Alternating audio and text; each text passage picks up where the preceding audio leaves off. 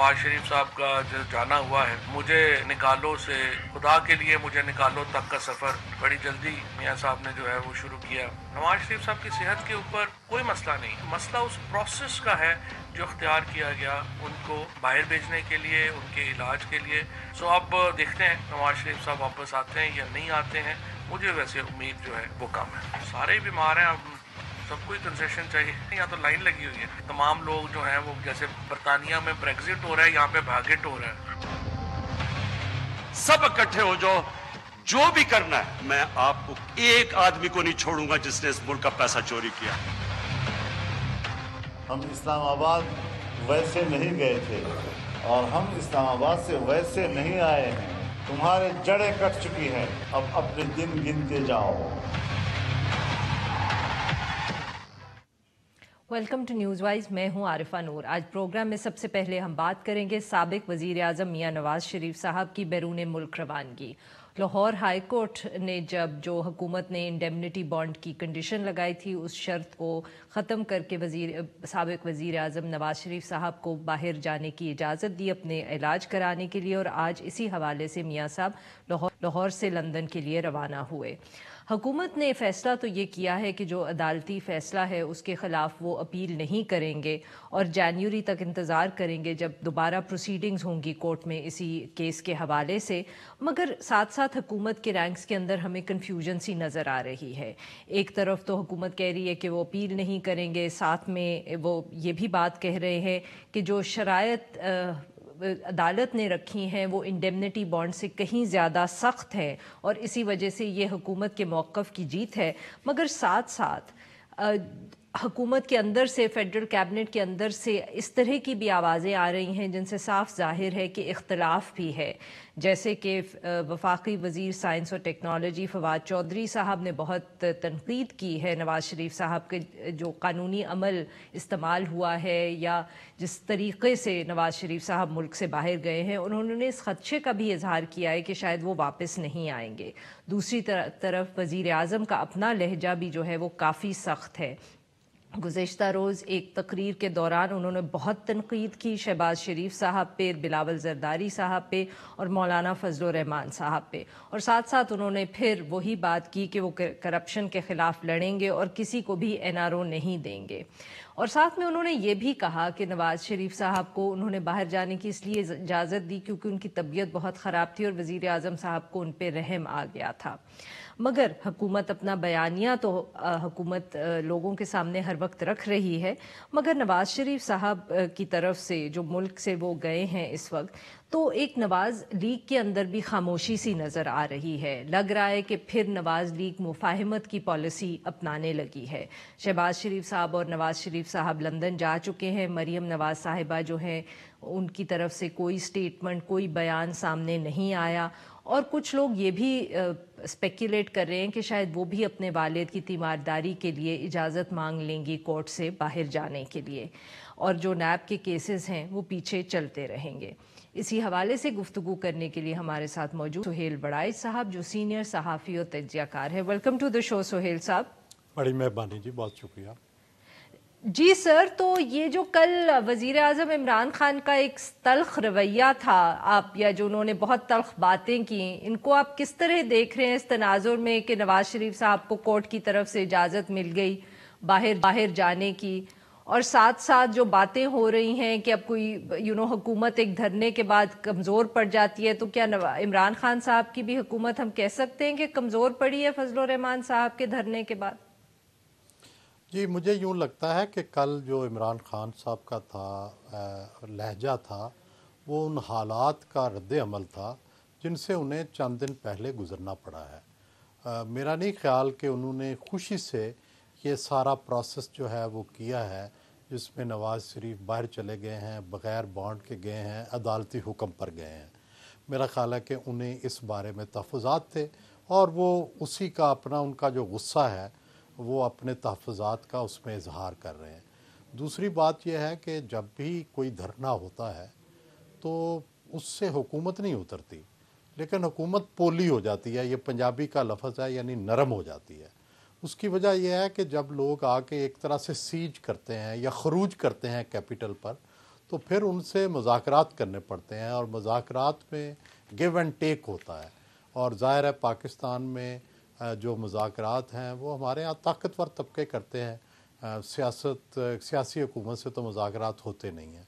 तो इसलिए उनको कुछ ना कुछ दे दिलाकर, चाहे ज़ुबानी तसल्ली हो, दे दिला के रुखसत किया जाता है। तो अब भी मौलाना फजलुर रहमान को बज़ाहिर तो कुछ नहीं मिला, लेकिन उन्हें तसल्ली दी गई होगी, अगले इलेक्शन के बारे में कुछ कहा गया होगा, उनको अगले सेटअप में अकोमोडेशन के बारे में कहा गया होगा, मौजूदा हुकूमत के बारे में भी उनसे कोई बात की गई होगी। वज़ीर आज़म तो सर ये वज़ीर आज़म माफ करिएगा आपकी बात काट रही हूँ कि आपने कहा अगले इलेक्शन के लिए उनसे कोई वादा किया होगा, तो इसका मतलब है कि मौलाना फजलुर रहमान 4 साल इंतजार करेंगे, या आप ये हिंट कर रहे हैं कि इलेक्शन जल्दी हो जाएंगे? मेरा ख्याल है कि उन्हें ये वादा किया गया होगा कि ज़ाहिर है जब भी वादा किया जाता है इतना लंबा तो नहीं किया जाता कि जिस वादे पे कोई अगला एतबार ही ना करे। तो वादा तो करीब का किया गया होगा, लेकिन फिर उसको लंबा भी किया जा सकता है। और एक जो चीज़ उनकी गुफ्तगू से सारी ज़ाहिर हो रही है सारे फरीकों से, वो ऐसे लगता है कि शायद ये तय हुआ है या ये हिंट मिला है मुझे इनकी सबकी गुफ्तगू से कि ये कि अगर कोई नो कॉन्फिडेंस मूव होगी प्राइम मिनिस्टर के ख़िलाफ़, तो उसके बारे में वो रवैया इख्तियार नहीं होगा जो सेनेट के चेयरमैन के ख़िलाफ़ नो कॉन्फिडेंस में हुआ था। तो कम अज़ कम ये एश्योरेंस तो उन्हें ज़रूर दी गई है, और इसका आपको नून के बयानिए में भी इजहार मिलता है, पीपल्स पार्टी के बयानिए में भी, हत्ता के पीटीआई के जो इत्तेहादी हैं उनके बयानिए में भी ये लगता है कि पहले से ये बड़ी तब्दीली आई है। तो सर ये तो एक बहुत फिर बड़ी बात है कि अगर नो कॉन्फिडेंस मूव वो करें वजीर आज़म के ख़िलाफ़ और उसके अंदर वो कामयाब हो जाए, तो ये तो फिर दैट मीन्स कि हुकूमत तो गिर जाएगी। नहीं देखें, ये तो नहीं हो सकता कि उसके बाद वो नंबर्स जो हैं वो फिर से मिल जाएं कि पीटीआई से ही कोई दूसरा आदमी इलेक्ट हो जाए एज वजीर आज़म। देखें, पहली तो बात यह है कि ये कोई गारंटी नहीं दे सकता कि जी नो कॉन्फिडेंस कामयाब हो जाएगी। गारंटी सिर्फ ये दी जा सकती है कि कोई उसमें इंटरफेयर नहीं करेगा, नंबर 1। नंबर 2, अगर कभी अगर नो कॉन्फिडेंस हुई तो ये कभी नहीं होगा कि कोई और पार्टी जो है वो उसके नतीजे में आ जाए। अगर तहरीक इंसाफ के किसी लीडर के खिलाफ नो कॉन्फिडेंस होगा तो तहरीक इंसाफ से ही लीडर आएगा, कोई इत्तेहादी भी नहीं बनेगा। मूविंग ऑन, अब पाकिस्तान मुस्लिम लीग नवाज की सियासत जो है, नवाज शरीफ बाहर चले गए हैं, तो वो आप उसको किस तरह देख रहे हैं? नवाज शरीफ साहब की ऑब्वियसली हेल्थ के बारे में हम कुछ कह नहीं सकते, हो सकता है कि वो महीने में वापस आ जाएं, हो सकता है चंद हफ्ते या चंद महीने और लग जाएं, मगर उनकी गैर मौजूदगी में जमात की सियासत के ऊपर क्या असर पड़ेगा? देखिए, पहली तो बात है कि जैसे मल्टीपल बीमारियां बताई गई हैं मियां नवाज शरीफ की, ये 4 हफ्तों में तो उसका इलाज मुमकिन नज़र नहीं आता। और अगर 4 हफ्ते में इनका इलाज शुरू भी हो जाए तो मेरा ख्याल है कि वो उसकी मुकम्मल ट्रीटमेंट के बगैर वापस नहीं आएंगे, और वो कोशिश करेंगे और कि अदालत में आके वो अपनी तवालत जो है वो बढ़ाएं अपने स्टे की। तो पहला तो ये सियासी अंदाज़ा है मेरा। दूसरी बात यह है कि इस वक्त ना कोई इलेक्शन हो रहा है, ना कोई ऐसी बात है, तो अभी नून लीग अपनी एनर्जी जो है वो सर्फ नहीं करेगी, और वो चाहेगी कि जो इंटरनल कॉन्फ्लिक्ट्स हैं पीटीआई के वो बढ़ें, और महंगाई और दूसरी जो दबाव हैं वो उसके ऊपर जो है वो ज़्यादा हावी हों। और जब वक्त आएगा पॉलिटिक्स करने का तो वो डेफिनेटली या शहबाज शरीफ वापस आ जाएंगे या मरियम मुतहर्रिक हो जाएगी, हो सकता है मियाँ साहब की भी सेहत ठीक हो तो वो भी आ जाएं। सर, तो आपके ख्याल में जो ये इस किस्म की स्पेक्यूलेशन हो रही है कि मरियम नवाज साहिबा भी कोशिश करेंगी कि कोर्ट से उन्हें इजाज़त मिल जाए ताकि वो वालिद की तीमारदारी जाके कर सकें, इस बात में कोई सच्चाई है या कहना इस वक्त मुश्किल है? मेरा ख्याल है कि कोशिश करेंगी, और क्योंकि मियाँ नवाज शरीफ उनके साथ बड़े कंफर्टेबल रहते हैं, और अभी जैसे मैंने पहले अर्ज़ किया कि अभी कोई ऐसी अर्जेंट बात भी नहीं है कि जिसके लिए मरियम जो हैं वो कल ही उनकी ज़रूरत होगी, तो वो एक रिलीफ ले सकती हैं थोड़े अरसे के लिए अपने बाप की तीमारदारी के लिए, और फिर दोबारा आके पॉलिटिक्स ज्वाइन कर सकती हैं। اور جاتے جاتے سہیل بڑائچ صاحب، کیا پنجاب کے اندر کوئی تبدیلی کی گنجائش ہے؟ کوئی اس طرح کی بات ہو رہی ہے؟ کیا پاکستان تحریک انصاف وہاں جو پنجاب کیبنٹ ہے یا چیف منسٹر ہے ان کو تبدیل کرنے کا کچھ سوچ رہے ہیں؟ ظاہر ہے دباؤ تو ہے عمران خان صاحب پر، تحریک انصاف پر، پنجاب کے اندر سے بھی دباؤ ہے، فیڈرل گورنمنٹ کی جو دوسرے ادارے ہیں، کیونکہ سارے لوگ کہہ رہے ہیں کہ جی پرفارمنس جس لیول کی ہونی چاہیے اس لیول کی پرفارمنس نہیں ہے، ڈیلیوری نہیں ہے پنجاب میں، 70% ہے پنجاب، تو جب یہاں سے ڈیلیوری نہیں ہوگی تو اس کا فیڈرل گورنمنٹ پہ بھی اثر پڑتا ہے۔ لیکن ابھی تک عمران خان صاحب اپنی اس چوائس کو تبدیل کرنے کے لیے تیار نہیں ہے، لیکن یہ چونکہ پریشر کا وقت ہے، عمران خان صاحب اس پریشر میں ہیں، اس لیے ہو سکتا ہے کہ اس پریشر میں، جیسے کہ پہلے پریشر میں وہ آئے تھے اور انہوں نے اسد عمر کو بھی ہٹانا منظور کر لیا تھا، اب بھی پریشر میں آ کے یا تو انہیں بزدار صاحب کو پیچھے ہٹانا پڑے گا یا بزدار صاحب کے ساتھ ایک نیا پاور ہاؤس کریٹ کرنا پڑے گا تاکہ کچھ ڈیلیوری جو چاہتے ہیں لوگ ان کی ڈیلیوری بھی ہو جائے اور خان صاحب کا جو بندہ ہے وہ بھی موجود رہے، لیکن وہ صرف پھر رسمی طور پر چیف منسٹر رہیں گے، شاید اختیارات ان کے کوئی اور استعمال کرے گا۔ بہت بہت شکریہ سہیل بڑائچ صاحب، آپ نے ہم سے بات کی۔ ناظرین، یہاں پہ لیں گے ایک چھوٹا سا بریک، اور جب ہم بریک سے واپس آئیں گے تو ہم بات کریں گے ملکی معیشت کے حوالے سے۔ اسٹے ود اس۔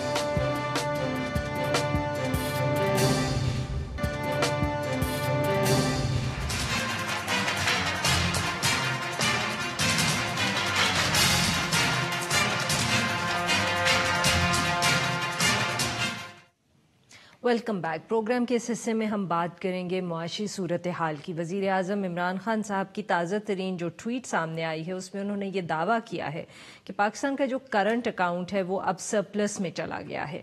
اکتوبر 2019 میں کرنٹ اکاؤنٹ $99 ملین سرپلس میں رہا۔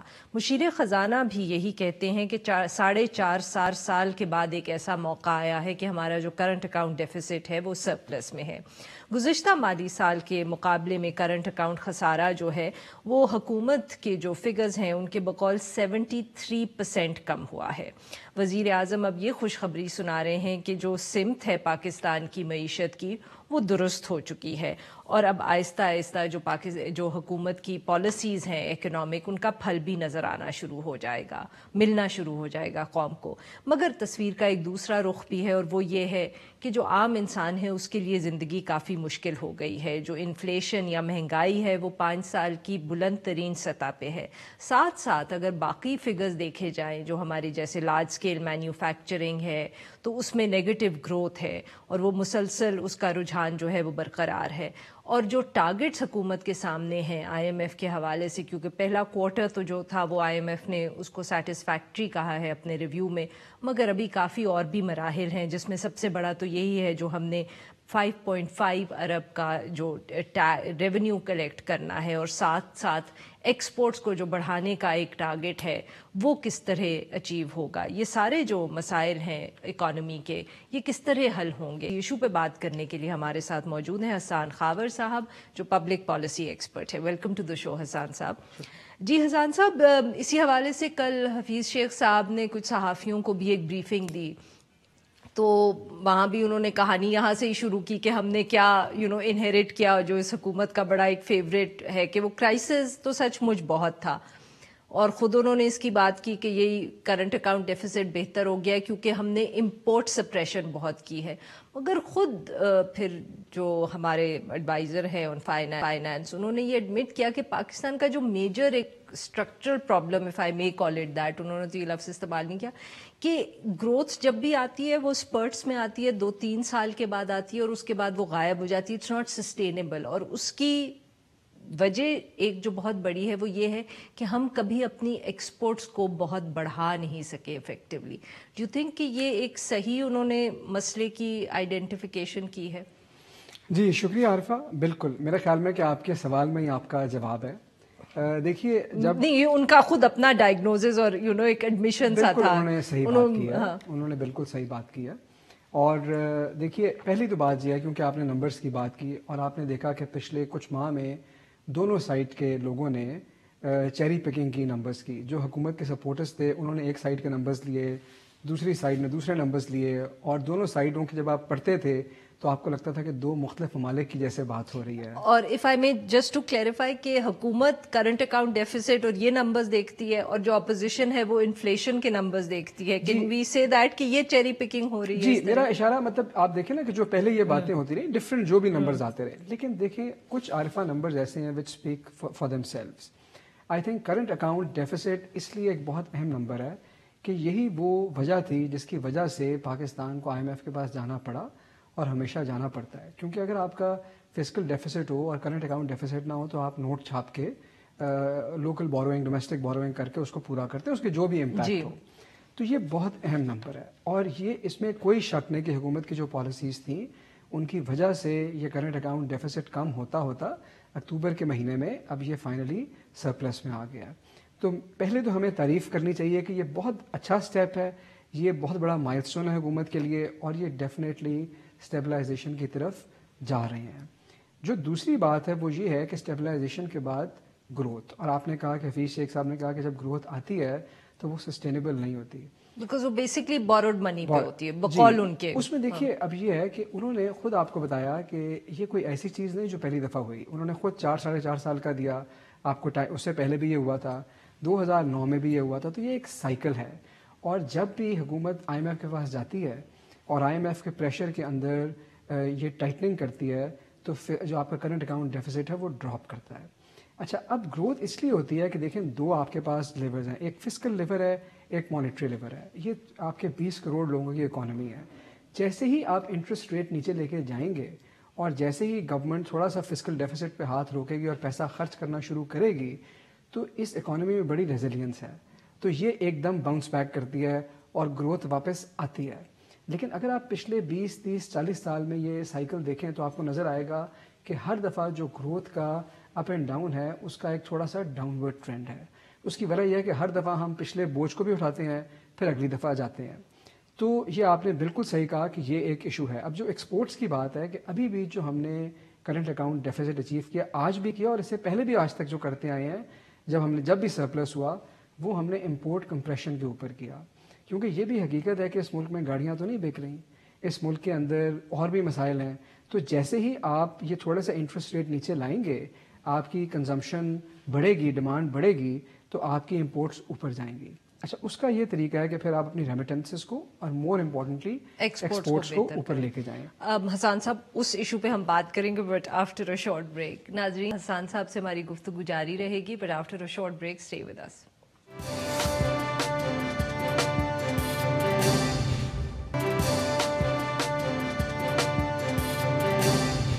ویلکم بیک ناظرین, ہم گفتگو کر رہے ہیں حسان خاور صاحب سے. جی حسان صاحب, بریک پہ جانے سے پہلے آپ وہی بات کر رہے تھے ایکسپورٹس کا ہمارا مسئلہ کیا ہے, ہم کیوں نہیں بڑھا پاتے؟ دیکھیے یہ تو ایک لمبی عارفہ ڈیبیٹ ہے لیکن اس وقت very shortly for our audience حکومت کا سولوشن جو وہ کہہ رہے ہیں ابھی کوئی 20 منٹ پہلے حفیظ شیخ صاحب کی ٹویٹ آئی کہ ہم ٹیکس ریفنڈس دے رہے ہیں اور سبسڈائز کریڈٹ دے رہے ہیں. میرے خیال میں یہ بڑا سمپلسٹک ویو ہے ایکسپورٹس کے پرابلم کا. جیسا کہ میں نے آپ کو بھی پہلے بتایا کہ ہم 300-400 سال سے بڑے صغیر صرف ٹیکسٹائل کے بزنس میں ہیں, ہمیں اس سے نکلنا ہے. کیونکہ اگر ہم آرٹیفیشل آکسیجن کی پائپ لائن لگا کے رکھیں گے تو ان کو اس آکسیجن کی عادت ہو جائے گی ہمارے بزنس مین کو, which is basically the textile exporter. Absolutely. آپ نے ان کو کمپیٹیٹو بنانا ہے, آپ نے انسینٹیوائز کرنا ہے انوویشن کو, ویلیو ایڈیشن کو, تاکہ ان کے پاس انسینٹیو اس میں سے نکلیں. حسان صاحب دیکھیے میں آپ کو ایک ایگزامپل دیتا ہوں, 3 steps very quickly. نہیں آپ کو میں ایک ایگزامپل دیتا ہوں. دیکھیے آپ نے کوئی انسینٹیو دینا, چاہے وہ سبسڈائز کریڈٹ ہے چاہے وہ ریفنڈ ہے, وہ آپ بلینکٹ نہ دیں, وہ ہر ایکسپورٹر کو نہ دیں. آپ صرف ان ایچ کوڈس میں دیں جن میں پچھلے 5 سال میں اس ملک نے کچھ ایکسپورٹ نہیں کیا, یا صرف ان مارکیٹ کے ایکسپورٹرز کو دیں جس میں پہلے آپ کے ایکسپورٹرز ایکسپورٹ نہیں کرتے, بیکاز آپ انہیں انسینٹیوائز کریں گے کہ آپ ڈائیورسفائی کریں تو لوگ ڈائیورسفائی کریں گے. آپ یہ کہہ رہے ہیں کہ جتنے بھی بینیفٹس ہوں وہ ایگزسٹنگ ایکسپورٹرز کو نہ دیں بلکہ ان سیکٹرز میں دیں جہاں ہم نے کچھ اچیو نہیں کیا یا کم ہے. سیکٹر کو نہ چوز کریں, ایگزسٹنگ ایکسپورٹرز کو دیں لیکن ان لائنز کے لیے دیں جہاں پہ انوویشن ہے, جیسے ویلیو ایڈیشن ہے. جی, اور ویلیو ایڈیشن. صحیح. اچھا حسان صاحب, جو دوسرا ایک تو کرنٹ اکاؤنٹ ڈیفیسٹ ہو گیا, اس کے ساتھ ایکسپورٹس کی بات ہو گئی, دوسرا ایک ہمارا جو بہت بڑا مسئلہ ہے وہ حکومت کا اپنا جو فسکل ڈیفیسٹ ہے. IMF की ने टारगेट तो रख दिया है, वो जिस तरह भी होगा वो पूरा तो शायद कर लें या उसके करीब पहुंच जाएं, which is what I think the IMF is aiming for also, और हमारी हुकूमत को भी पता है कि ये होना है, पर ये भी अगेन एक टेम्पररी सोल्यूशन है. This is what does the government need to do on this side?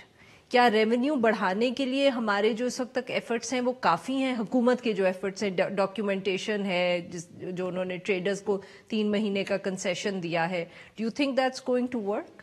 देखिए, ये तो टाइटनिंग मेजर्स है ना, तो इसके अंदर मेरा नहीं ख्याल कि शॉर्ट टर्म में तो रेजिस्टेंस आएगा. लेकिन देखिए, इस साल अभी इस क्वार्टर में तो उनकी बचत इसलिए हो गई कि नॉन टैक्स रेवेन्यू से कुछ पैसे आ गए, उन्होंने कॉम्पनसेट किया. ये आगे जब जाएंगे तो इनको आगे भी हफीज शेख साहब by the way is counting on this on non tax revenue. उनको अंदाजा हो गया कि वो 5.5 ट्रिलियन का टारगेट अनरियलिस्टिक है. लेकिन एक तरफ आपने अपना रेवेन्यू आरफा बढ़ाना है, जब ग्रोथ पंप इन करेगी तो ऑफकोर्स रेवेन्यू भी आपका बढ़ेगा, और एक तरफ आपने खर्चा कम करना है, वो भी फिस्कल डेफिसिट का पार्ट है. और उसमें फिर आते हैं मुश्किल डिसीजन, उसमें आती हैं स्टेट ओन्ड एंटरप्राइजेज, उसमें आपके आते हैं ये जो फौज जफर मौज आपने एक 4 सूबों में, और फेडरल गवर्नमेंट का जो साइज ऑफ ग्रोथ है अगर आप देखें हुकूमत का, तो वो by leaps and bounds grow किया पिछले 5-10 साल में. यहाँ क्यों हर हुकूमत फेल हो जाती है? पॉलिटिकल विल का ही मसला है, और जो इस वक्त तक PTI का, पाकिस्तान तहरीक इंसाफ का प्लान है, वो तो भी मटीरियलाइज ही नहीं हुआ. वो सरमाया कंपनीज ही नहीं बन रही हैं इनसे जिनसे इन्होंने रिफॉर्म करना है. जो सरमाया पाकिस्तान वाला है ना, ये इशू कई जगह नजर आएगा कि हम प्रॉब्लम को नहीं सॉल्व करते, हम एक सोल्यूशन लेके आते हैं और उसके इर्द गिर्द एक प्रॉब्लम क्रिएट करते हैं, एक नया प्रॉब्लम. ये मतलब किस प्रॉब्लम को ये सॉल्व कर सकता है? आपके प्राइवेटाइजेशन में और टर्न अराउंड इसलिए नहीं हो सका कि प्राइवेटाइजेशन में मुश्किल डिसीजन इन्वॉल्व हैं जो कि पॉलिटिकली अनपॉपुलर होंगे, और आपकी प्राइवेटाइजेशन इसलिए नहीं हो सकी कि आपके उसके अंदर कैपेसिटी के इश्यूज हैं और आप टर्न अराउंड भी नहीं कर सकते. ठीक है ना, ये अगर आपसे ये नहीं कि आप एजुकेशन, हेल्थ, पानी का साफ पानी, पीने का साफ पानी हमें इस्लामाबाद में नहीं मिलता, तो हम ये तो नहीं सोच सकते कि हुकूमत स्टील मिल्स को टर्न अराउंड कर देगी. बिल्कुल ठीक है ना, ये काम अगर करने वाले नहीं.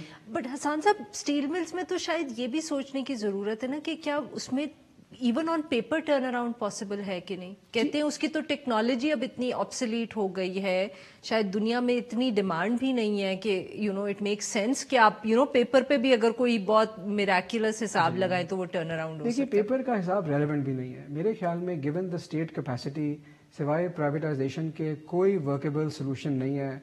ये टर्न अराउंड आज इस मुल्क में मुझे एक इदारा नजर नहीं आता, नए अच्छे इदारे बाज बने नादरा टाइप, लेकिन एक इदारा की एग्जांपल भी नहीं है जिसको किसी ने टर्न अराउंड किया हो, इस हुकूमत ने या पिछले 15 साल में किसी हुकूमत ने.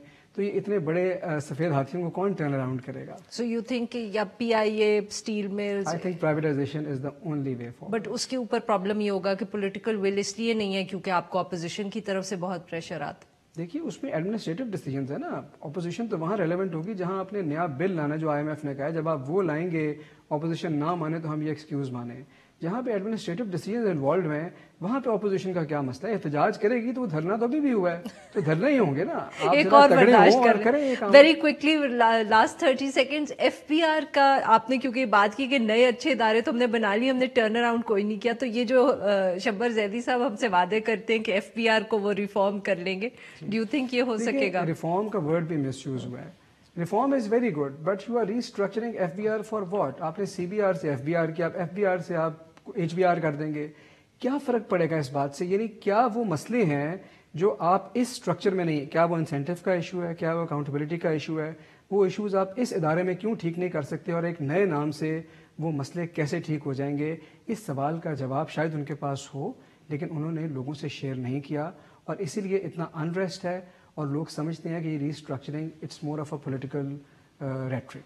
बहुत बहुत शुक्रिया हसन साहब, आपने हमसे बात की. नाजरीन, यहाँ पे लेंगे एक छोटा सा ब्रेक, और जब हम ब्रेक से वापस आएंगे तो हम बात करेंगे जो ताज़ा तरीन एक EU की रिपोर्ट आई है कि एक इंडियन वेबसाइट्स जो है बहुत सारी वो फेक न्यूज़ वेबसाइट्स जो हैं वो बहुत सारी ऑपरेट हो रही थी शायद किसी भारतीय कनेक्शन से, और उनका बेसिक मकसद जो था वो सिर्फ ये था कि पाकिस्तान के खिलाफ रिपोर्ट्स फैलाना. स्टे विद अस.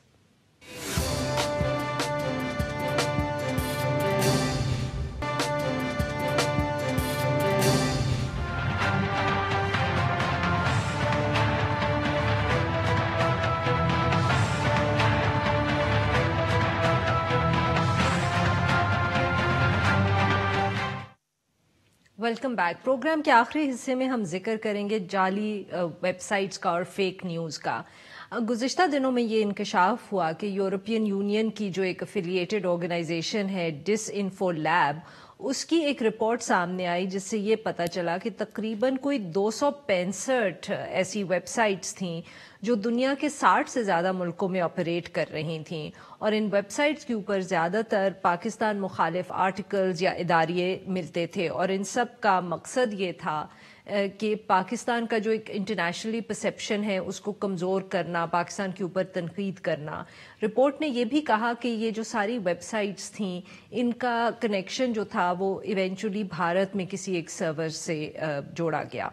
मगर सवाल यहाँ ये पैदा होता है कि ये तो एक रिपोर्ट थी जो यूरोपियन यूनियन ने प्रोड्यूस की तो हमें पता चले, मगर पाकिस्तान के अंदर इस तरह का मवाद अगर इंटरनेशनली प्रोड्यूस हो रहा है तो पाकिस्तान एज अ रियासत, एज अ मुल्क क्या कर सकता है ऐसे चीज़ों से कोप करने के लिए। इस इशू पे बात करने के लिए हमारे साथ मौजूद है निगत दाद, सरबराह digital rights foundation. Welcome to the show Nighat, आपसे बस यही बात करनी थी कि हम ये तो कहते रहते हैं कि फेक न्यूज़ बहुत है, इसको लड़ना चाहिए, इसके तरीके भी होते हैं, गूगल के ये रूल्स हैं, फेसबुक के ये रूल्स हैं, मगर इंटरनेशनली अगर इतने बड़े लेवल पर फेक न्यूज़ जनरेट हो रही है और उसका मकसद एक पूरे मुल्क को टारगेट करना है, तो पाकिस्तान की किस तरह की पॉलिसीज हो सकती हैं टू एड्रेस दिस?